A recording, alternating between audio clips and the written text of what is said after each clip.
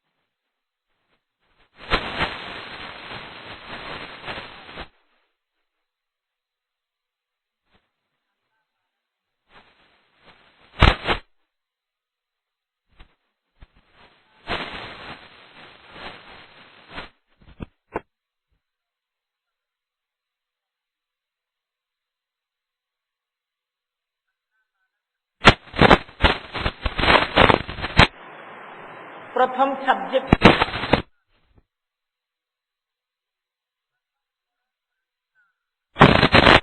প্রথম ফরজ হলো ঈমান। ঈমান মানে ইসলামকে দিন হিসেবে গ্রহণ করা।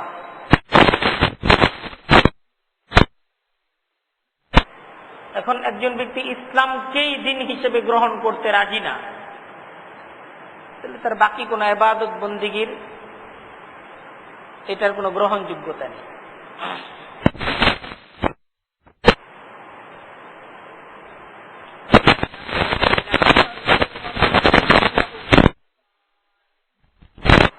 দেখেন, যে কথাটা সর্বশেষ কথা ছিল 91 নম্বর আয়াত,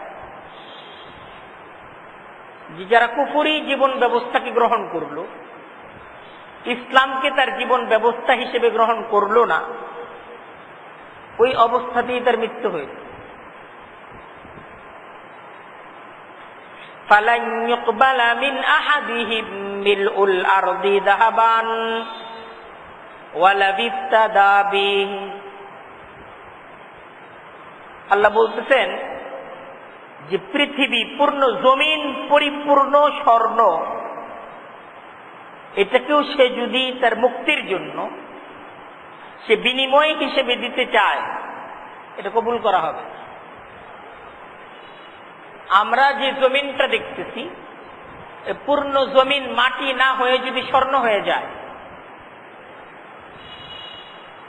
মিলউল আরদি মানে পূর্ণ জমিন, যে জমিনটাকে আমরা মাটি হিসেবে দেখতেছি, পূর্ণ জমিন যদি স্বর্ণ হয়ে যায়, আর সে যদি এই সমস্ত কিছুকে তার মুক্তির জন্য, তার জান্নাতের জন্য, আল্লাহর সন্তুষ্টির জন্য সে যদি দিয়ে দেয়, যে আমি সব দিতে রাজি, ইসলামকে দিন হিসেবে গ্রহণ করতে রাজি না, কোরআন বলতেছে ফালা ইউকবালা, কিছুই গ্রহণ করা হবে।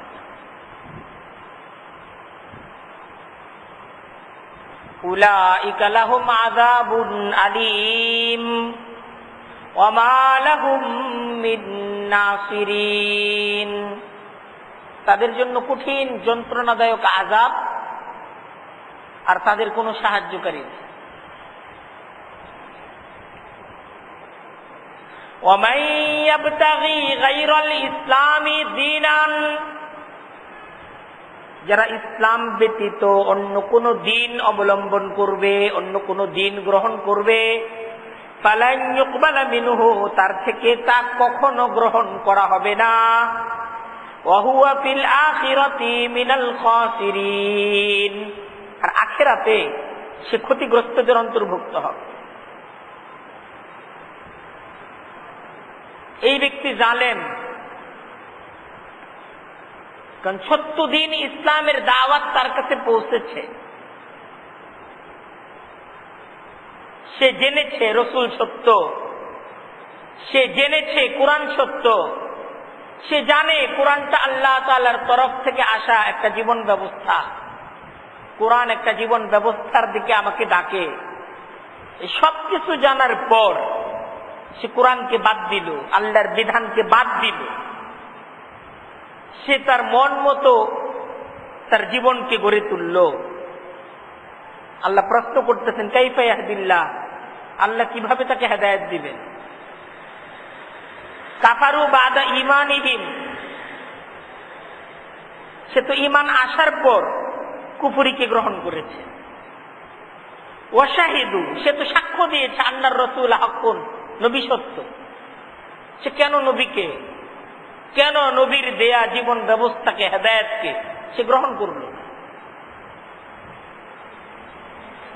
ওয়াজাআহুমুল বাইয়িনাত, আর তার কাছে সবই তো সুস্পষ্ট ছিল। সে জানতো যে এই পথ আল্লাহর পথ, এই পথে চলেই আল্লাহকে পেতে হবে, এই পথে আল্লাহকে পাওয়া যায় না। জেনে বুঝে সে উল্টা পথ ধরেছে। আল্লাহর সিস্টেম তো এইটাই, মানুষের হেদায়েতের জন্য আল্লাহর সিস্টেম এইটাই। আল্লাহ কোরআন পাঠাইছেন, নবী পাঠাইছেন।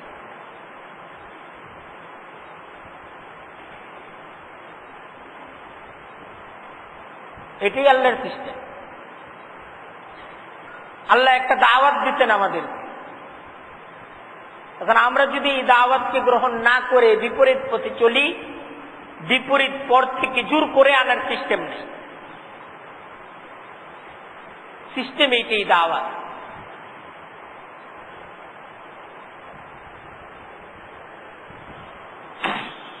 এটা ছিল ৯১তম আয়াত পর্যন্ত, এটাই ছিল আলোচনা। এখন ৯২তম আয়াত থেকে যে আলোচনাটা আজকে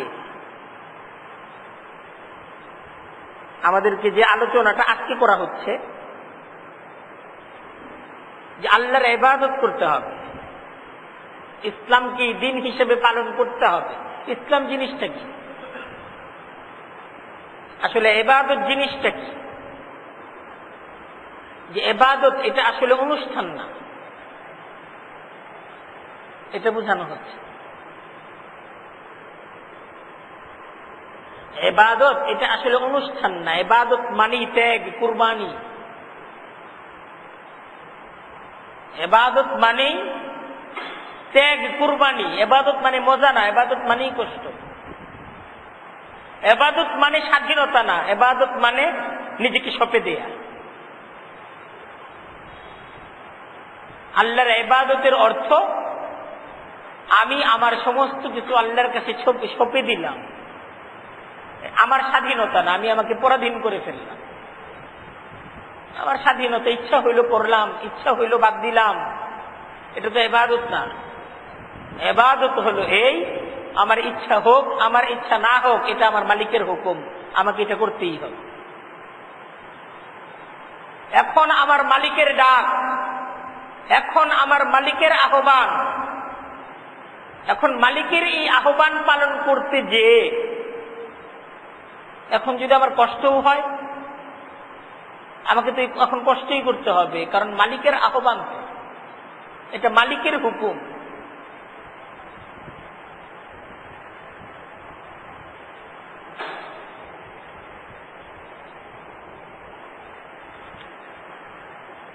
মানে যে বস্তুর ভালোবাসা আল্লাহর জন্য ত্যাগ করা যায় না, আল্লাহ তাআলার হুকুম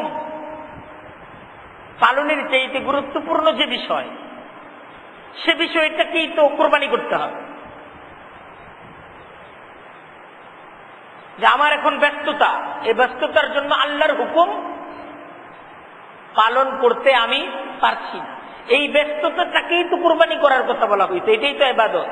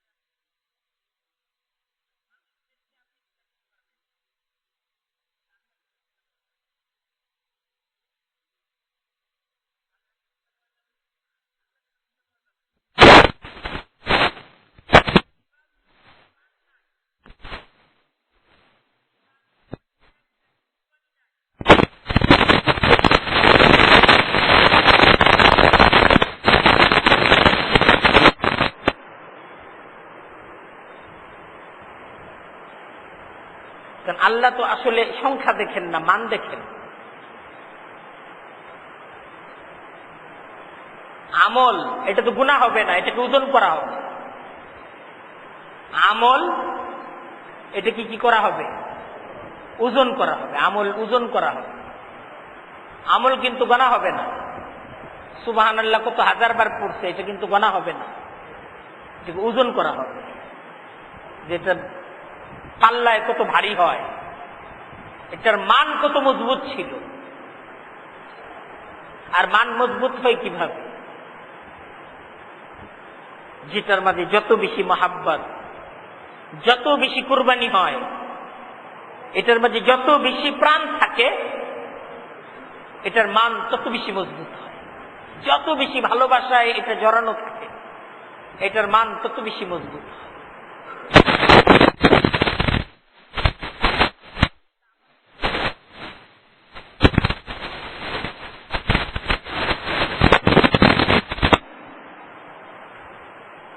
ভালো জিনিসটা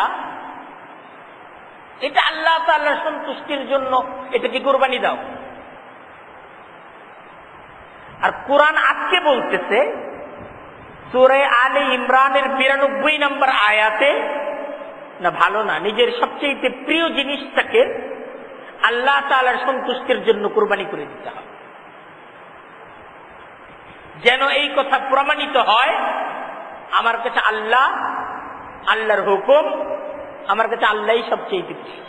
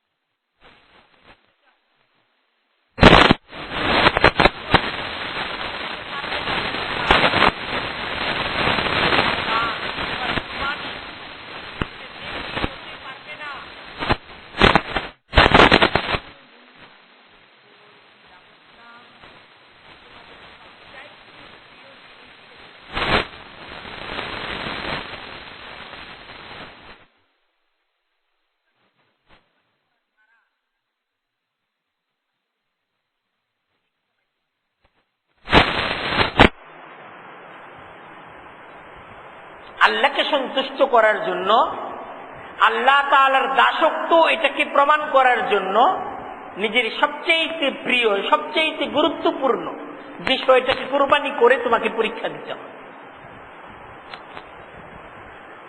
জীবনের সবচেয়ে গুরুত্বপূর্ণ কাজ মনে করতে হবে আল্লাহর হুকুম কি, আল্লাহর পথ, এটাকে সবচেয়ে গুরুত্বপূর্ণ কাজ মনে করতে হবে।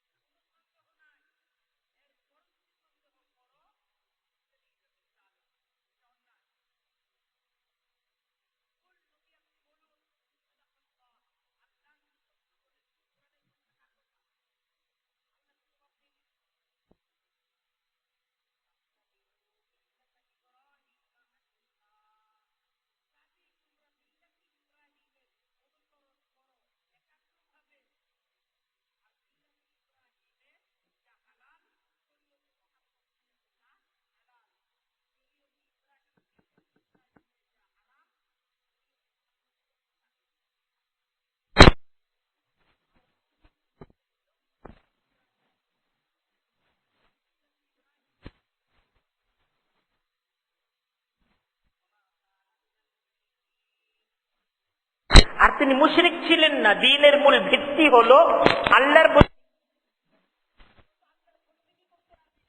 অযথা বিতর্ক তৈরি করো কেন? প্রথম কথায় আসো যে আল্লাহর বন্দেগী করব। আল্লাহর বন্দেগী করার সিদ্ধান্ত আগে গ্রহণ করো। যেখানে আল্লাহর বন্দেগী করার ক্ষেত্রেই তোমরা একমত না, সেখানে হালাল হারাম নিয়ে প্রশ্ন করার তো কোনো যুক্তি নেই। একটা প্রশ্ন গেল। তাদের আরেকটা প্রশ্ন ছিল, দ্বিতীয় প্রশ্ন এটা, যে বাইতুল মাকদিসকে বাদ দিয়ে বাইতুল্লাহকে কেবলা করা হলো কিভাবে, অথচ বনি ইসরাইলের নবীদের কেবলা ছিল বাইতুল মাকদিস। এটা ছিল তাদের আরেকটা দাবি। এই দাবির জবাব ওখানে পেশ করা হয়েছে যে বাইতুল মাকদিস বনি ইসরাইলের সমস্ত নবীদের কেবলা কিভাবে হয়। কোরআন প্রশ্ন করতেছে, কারণ তোমাদের নিজেদের ভাষ্য অনুযায়ী বাইতুল মাকদিস এটা তৈরি করেছেন কে? হযরত সুলাইমান আলাইহিস সালাম।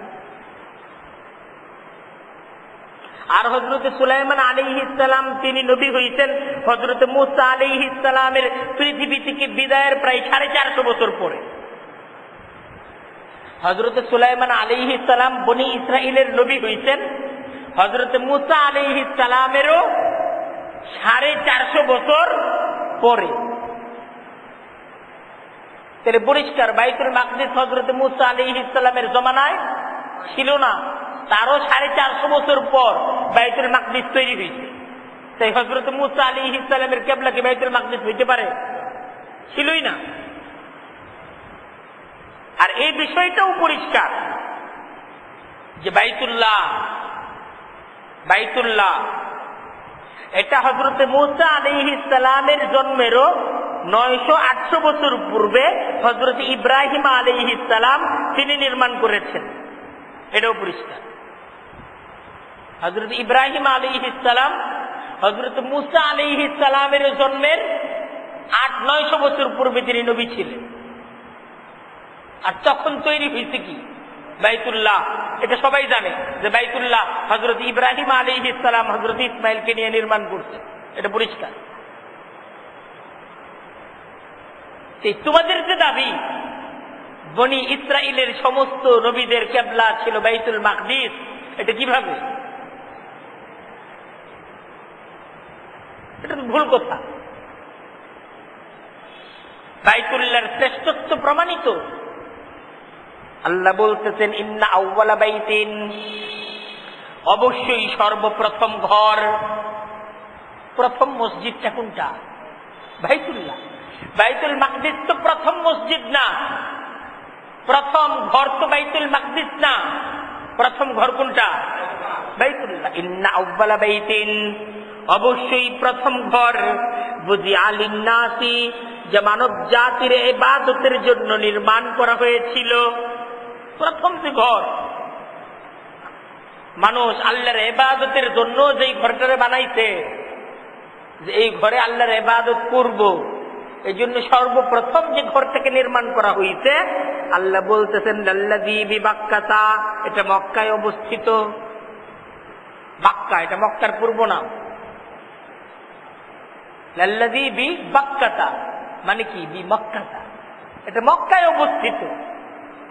মুবারাকান ওয়া হুদাল লিল আলামিন, এটা বিশ্ববাসীর জন্য বরকত স্বরূপ এবং হেদায়েত স্বরূপ।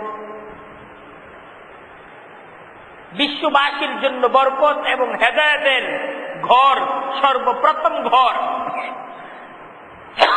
যে ঘরকে মানব জাতির কল্যাণার্থে আল্লাহর ইবাদতের জন্য নির্মাণ করা হয়েছে, সেই ঘরটা বাইতুল মাকদিস না, সেই ঘরটা কি?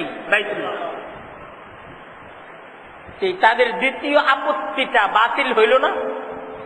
তাদের যে শরীয়তে মুহাম্মদিয়ার উপর আপত্তি ছিল, কিবলা পরিবর্তন হয়ে গেছে, এটা কেমন ধর্ম? স্বপ্নবিদের কিবলা পাল্টায় ফেলল। তার জবাব দিতেছে যে কিবলা তো বাইতুল্লাহ ছিল। কিবলা কোনটা ছিল? বাইতুল্লাহ ছিল। বাইতুল্লাহ ইবাদতের সর্বপ্রথম ঘর ছিল। ফীহি আয়াতুম বাইয়িনাত, আর এই বাইতুল্লাহর মাঝেই রয়েছে সুস্পষ্ট আয়াত, সুস্পষ্ট আল্লাহর নিদর্শন আছে। এই বাইতুল্লাহকে কেন্দ্র করে নানাভাবে এই ঘরের শ্রেষ্ঠত্ব প্রমাণিত। হাজার হাজার বছর ব্যাপী এই বাইতুল্লাহকে আল্লাহর ঘর হিসেবে এই ঘরকে মর্যাদা দেওয়া হচ্ছে। এই ঘরকে কেন্দ্র করে পূর্ণ পৃথিবীর মানুষ জিয়ারতে আসে, এই ঘরকে তোয়াফ করে। মাতাফ তো বাইতুল্লাহ, সমস্ত নবীদের মাতাফ কোনটা? বাইতুল, আল্লাহর ঘর হিসেবে। বাইতুল মাকদিস তো বাইতুল্লাহ না, বাইতুল্লাহ তো বাইতুল্লাহ। বাইতুল্লাহ হিসেবে তো এই কাবাকেই সবসময় মর্যাদা দিয়ে আসা হয়, এবং এই কাবার শ্রেষ্ঠত্বের কারণে পূর্ণ আরবে যখন মারামারি কাটাকাটির ধুম, ঠিক এই কাবাকে কেন্দ্র করে 4 মাসের জন্য সমস্ত মারামারি কাটাকাটি খতম। হারামের এলাকায় কোনো মারামারি কাটাকাটি নাই সেই যুগ থেকে, সেই জাহিলিয়াতের মাঝে, সেই প্রচন্ড জাহিলি বর্বর সমাজেও বাইতুল্লাহর শ্রেষ্ঠত্ব, বাইতুল্লাহর মর্যাদা এটা সকলের কাছে স্বীকৃত। মাকাম ইব্রাহিম, আবার সেখানে মাকাম ইব্রাহিম, হযরত ইব্রাহিম আলাইহিস সালামের পদচিহ্নও আছে।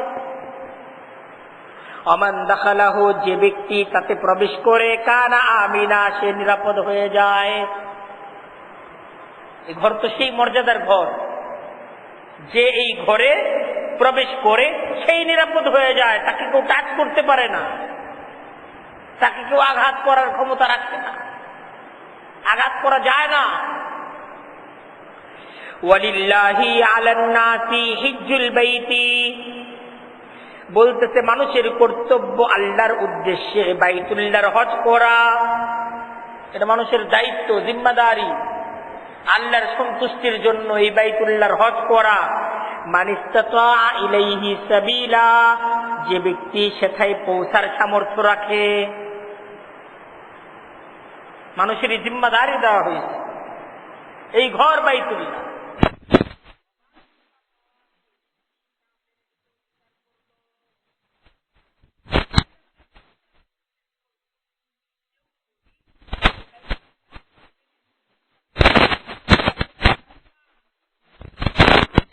আল্লাহ বলতেছেন ফাইন্নাল্লাহা গানিয়্যুন আনিল আলামিন, তবে আল্লাহ তিনি তো জগৎবাসী থেকে অমুখাপেক্ষী। আল্লাহর তো প্রয়োজন নাই, প্রয়োজন তো তোমার। প্রয়োজন কার? প্রয়োজন তো তোমার, আল্লাহর তো প্রয়োজন নেই। তাই বাইতুল্লাহ নিয়ে কোনো প্রশ্ন নেই, কাবা নিয়ে কোনো প্রশ্ন নেই, বাইতুল্লাহর শ্রেষ্ঠত্ব নিয়ে কোনো প্রশ্ন নেই। এটা তো স্বীকৃত, হাজার হাজার বছর ব্যাপী এটা প্রমাণিত। তোমরা এমন একটি প্রতিষ্ঠিত সত্যকে নিয়ে তোমরা প্রশ্ন তৈরি করছো। কোরআন সে প্রশ্নের জবাব দিচ্ছে যে যে সমস্ত খুঁটিনাটি বিষয় নিয়ে তোমরা শরীয়তে মুহাম্মদিয়াকে দোষারোপ করতে চাও, এটা ভুল। বরং এ সমস্ত খুঁটিনাটি বিষয়কে কেন্দ্র করেই শরীয়তে মুহাম্মদিয়ার শ্রেষ্ঠত্ব।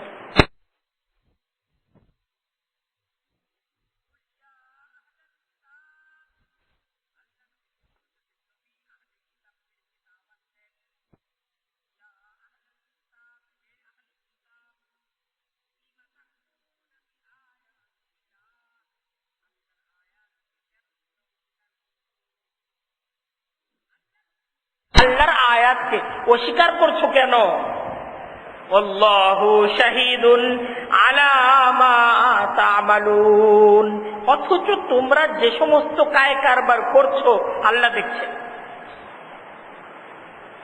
তোমরা আল্লাহর দ্বীনের বিরোধিতায়, আল্লাহর কিতাবের বিরোধিতায়, আল্লাহর নবীর বিরোধিতায় তোমরা যা করছো আল্লাহ স্বয়ং দেখছেন।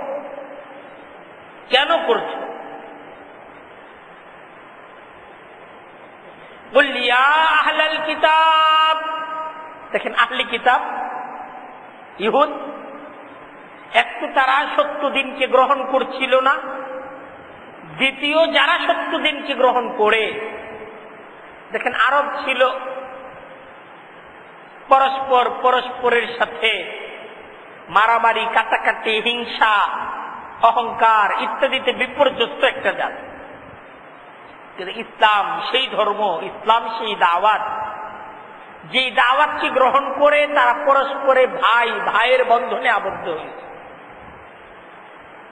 একের সাথে অন্যের এমন সহমর্মিতা, এমন সহযোগিতা, এমন ভ্রাতৃত্বের একটা সম্পর্ক তৈরি হয়েছে, ইতিহাসে যা বিরল, নজিরবিহীন।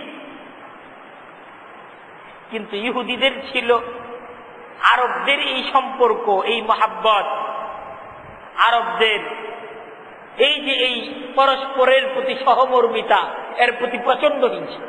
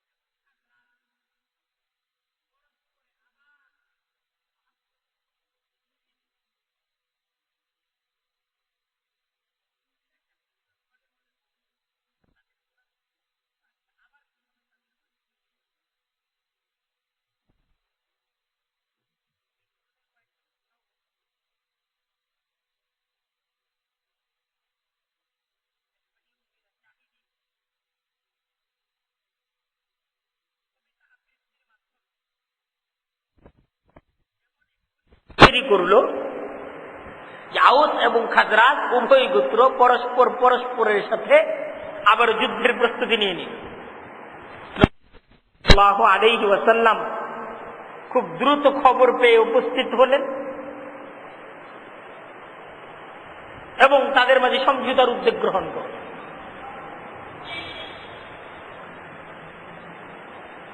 তাদের পরিকল্পনা ছিল যে এদের মাঝে আবারও শত্রুতা তৈরি করে।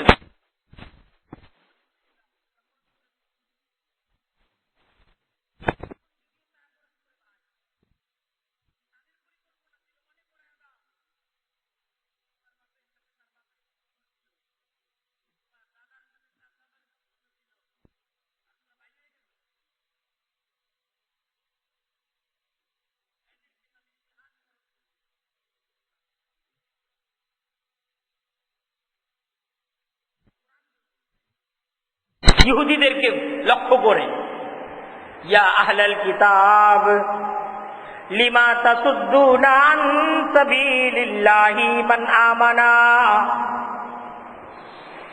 কেন তোমরা ঈমানদারদের জন্য, মুমিনদের জন্য আল্লাহর পথে বাধা তৈরি করছো? কেন আল্লাহর পথে চলতে তাদেরকে বাধা দিচ্ছ? কেন তাবগুনাহা আইওয়াজা, কেন তোমরা তাদের জন্য বাঁকা পথ কামনা করো? কেন চাও তারা পরস্পর পরস্পরের সাথে মারামারি করুক? তাদের মাঝে সম্প্রীতি, এটাকে কেন নষ্ট করতে চাও? ওয়া আনতুম শুহাদা, অথচ তোমরা তার সত্যতার সাক্ষী। এরা যে সত্যের উপর আছে তোমরাই সাক্ষী, তোমরা জানো, তোমরা বুঝো। যাই না বুঝা কেন তোমরা এই মানুষগুলোর সাথে বিরোধিতা করছো? ওয়ামাল্লাহু বিগাফিলিন আম্মা তা'মালুন, আর তোমরা যে সমস্ত কায় কারবার করছো আল্লাহ কিন্তু গাফিল নন।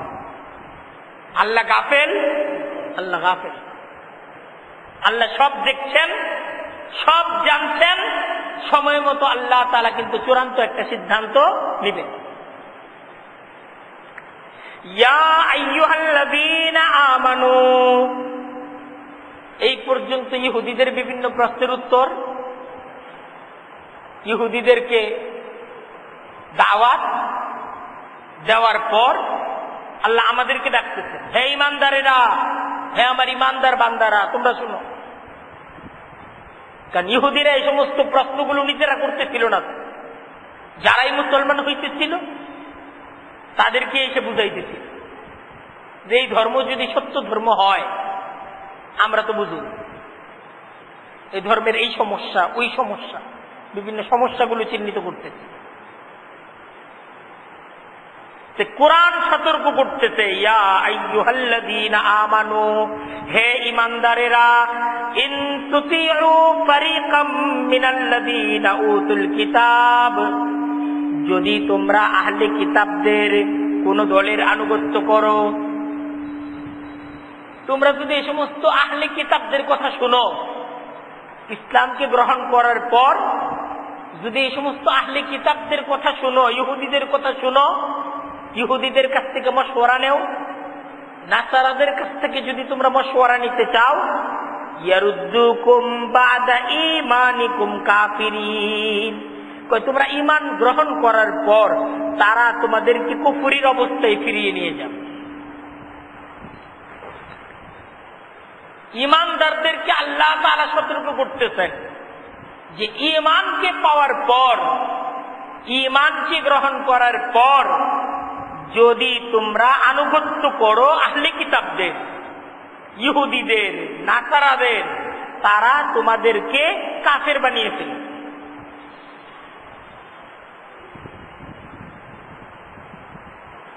তারা তোমাদেরকে কাফের বানিয়ে, ওয়ালান তারদা আনকাল ইয়াহুদু ওয়ালান নাসারা হাত্তা তাত্তাবিআ মিল্লাতাহুম, কখনো কোনদিন কিছুতেই তারদা আনকা তোমাদের প্রতি সন্তুষ্ট হবে না, আল ইয়াহুদু ওয়ান নাসারা, ইহুদি এবং নাসারা কখনো কিছুতেই কোনোভাবেই তোমাদের প্রতি সন্তুষ্ট হবে না, তোমরা তাদেরকে সন্তুষ্ট করতে পারবে না, হাত্তা তাত্তাবিআ মিল্লাতাহুম, যাবত না তোমরা তাদের দ্বীনের অনুসরণ করো। তারা বলবে আমাদেরকে যদি সন্তুষ্ট করতে চাও আমাদের দ্বীন মানো,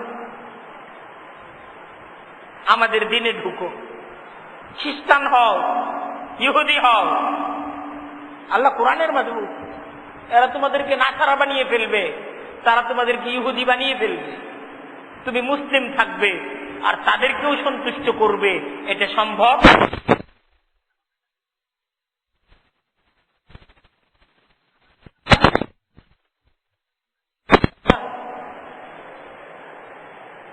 তোমরা কি নাসারা হবা? তাদের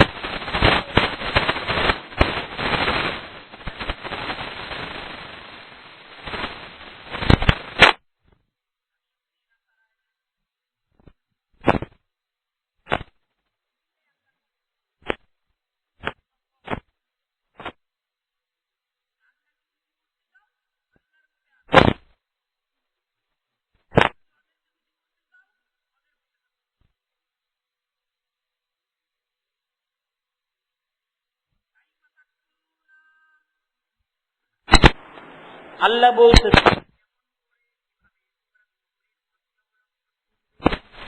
কেমনে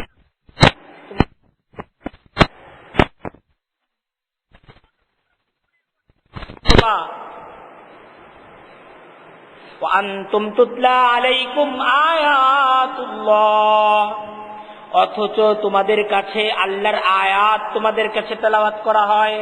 আল্লাহর কোরআন পড়তেছো, বুঝতেছো এটা আল্লাহর কথা। এটা আল্লাহ বলতেছেন ইসলাম দিন হিসেবে গ্রহণ করতে হবে, ইসলাম, ইসলামের বাইরে গেলে সব শেষ।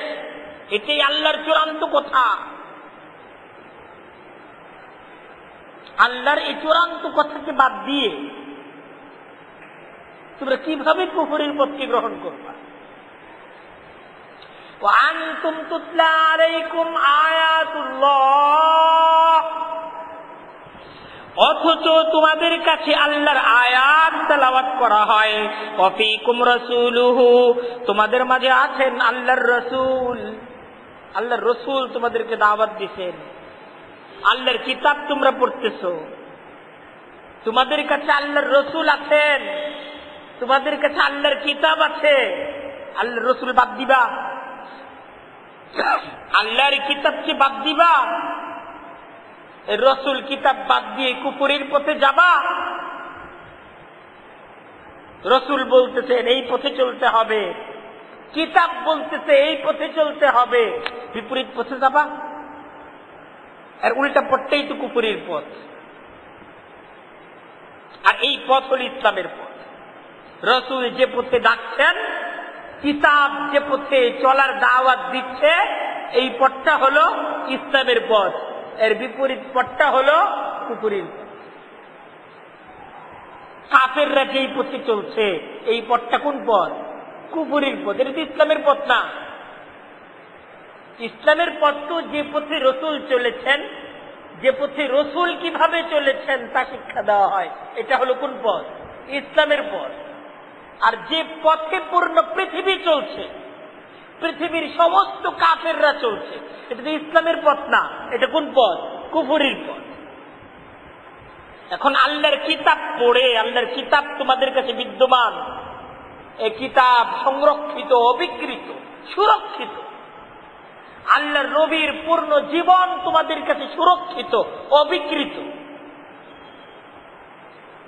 যেইভাবে কোরআন সুরক্ষিত, সেইভাবে হাদিস সুরক্ষিত। আল্লাহর কোরআন, নবীর হাদিস, বিন্দুমাত্র সন্দেহ নাই। আল্লাহর পথ কোন পথ, এটাকে বের করতে কোনো সমস্যা নাই। আজকের কোন মুসলমান যদি বুঝতে চায় আল্লাহর পথ কোনটা, নবীর পথ কোনটা, পৃথিবীর কোন মানুষ যদি বুঝতে চায়, তার জন্য বুঝতে সহজ না।